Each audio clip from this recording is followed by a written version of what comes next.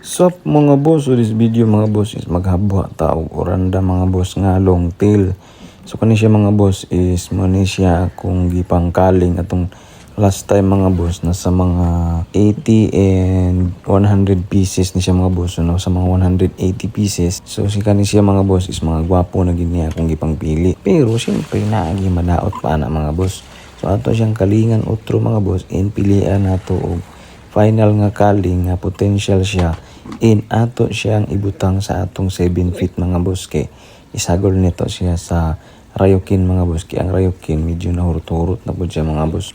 Ang atong aim ani mga boss is makakuha lang taog mga bisag 20 lang kabuk mga boss nga potential nga. Siyempre gwapo gid siya mga boss kay kanang isa ka fish pan cinta ra man ni kabuok katong isa gatos murag dili pa nato mahuman ani nga video mga boss. So atong aim ani is bisag 20 lang kabuok nga mabutang nato sa 7 feet. So kani mga boss atong ginahinayan og kaling mga boss and medyo nadugay ko na mga boss kinabo ko'y bisita and mo na ni atong nangapili din mga boss. So kana siya pakanoon pa nato siya marubini butang nato sa 7 feet mga boss and kung matawag tambok na pinin nato siya idiga rin mo sa aton ni post na rin mga boss.